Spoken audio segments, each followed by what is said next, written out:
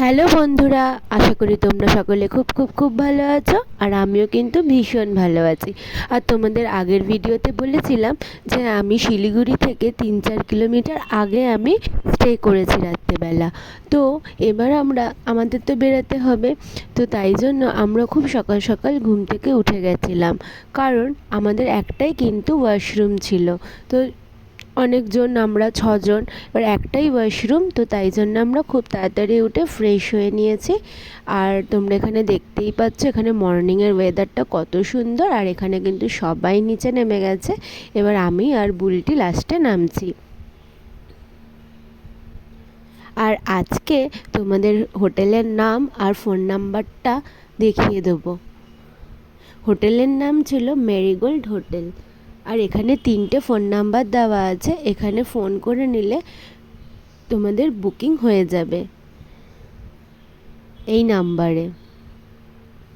আর এখানে আমাদের লাগেজও গোছানো হয়ে গেছে, আর সবাই কিন্তু গাড়িতে উঠে পড়েছে।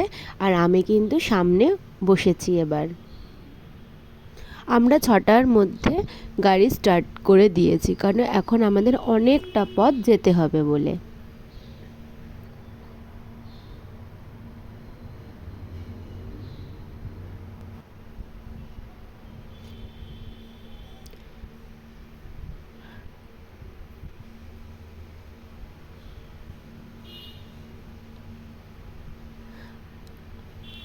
আর আমরা এখন কোন দিক দিয়ে যাব সেটাই এখন ঠিক করছি, ফুলবাড়ি না শিলিগুড়ি হয়ে।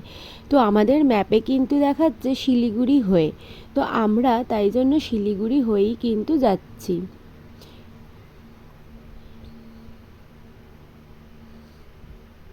তোমরা কি ভাবছো যে আমি গ্যাংটকের দিকে ঘুরতে যাচ্ছি? একদমই নয়, আমি কিন্তু অন্য দিকে যাচ্ছি ঘুরতে।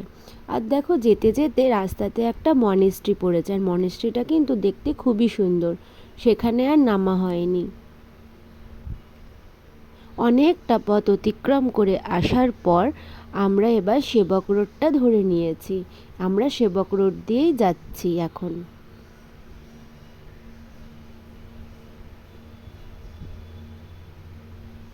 আমি যেখানে যাচ্ছি তোমরা চাইলে কিন্তু ফুলবাড়ি হয়েও যেতে পারো।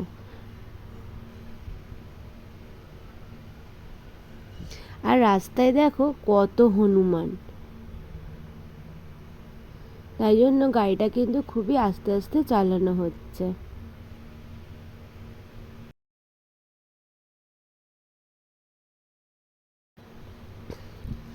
আর সেবক রোডে আসতেই কিন্তু পাহাড় আমাদের দেখা দিয়ে দিয়েছে। আর দূর দিয়ে পাহাড় দেখে কিন্তু খুবই এক্সাইটেড লাগে, বলো।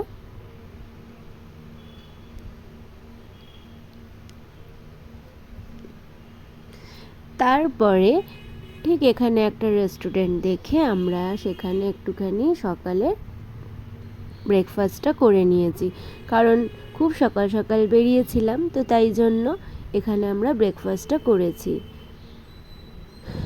এখানে আমরা এসে অর্ডার করেছিলাম হচ্ছে আলু পরাঠা, মোমো, আর হচ্ছে চানা বাটোরা।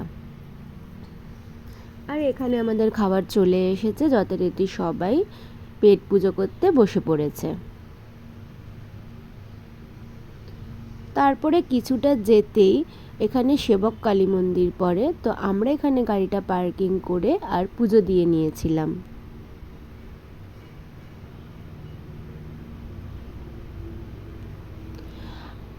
আর আমাদের গাড়িটাও কিন্তু এবার ফার্স্ট টাইম পাহাড়ে উঠলো। আর যে দাদাও আমাদের গাড়ি চালাচ্ছে, বান্টিদা, সেও কিন্তু এই ফার্স্ট টাইম পাহাড়ে গাড়ি চালাচ্ছে। তো যথারীতি একটুখানি মনে কিন্তু ভয় আছে। আমাদের হালকা একটুখানি পাহাড়ে উঠতে হয়েছিল, বেশি আমরা পাহাড়ে উঠবো না। তো যাই হোক, তো অনেকটাই উঁচুতে আমরা উঠেছিলাম। তারপরে সোজা চলে গেলে কিন্তু হচ্ছিল গ্যাংটক। আর আমরা ডান দিকে ঘুরে গেছি, আমরা নিচের দিকে নেমে এসেছি। তোমরা নিশ্চয়ই এই বোর্ডটা দেখে বুঝতে পারছো যে এবার আমি কোথায় ঘুরতে যাচ্ছি।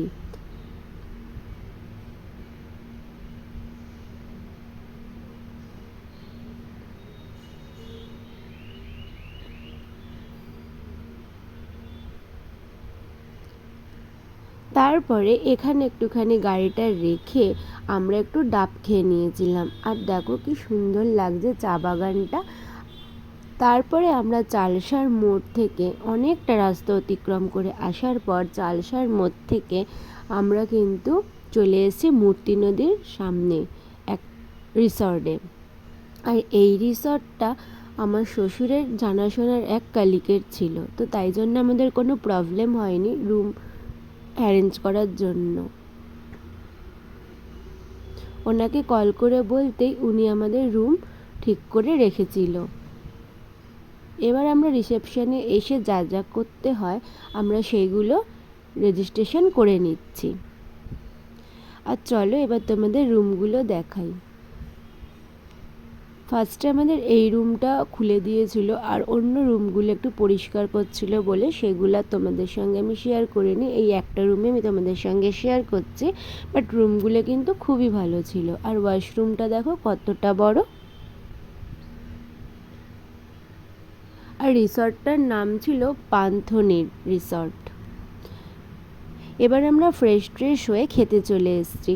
তো যারা আমার চ্যানেলটাকে এখনও সাবস্ক্রাইব করনি প্লিজ সাবস্ক্রাইব করে দিও, আর লাইক শেয়ার কমেন্ট করে কিন্তু অবশ্যই জানিও। আর আমরা খাওয়া দাওয়া করে ফ্রেশ হয়ে কিন্তু এবার আমরা ঘুরতে যাব।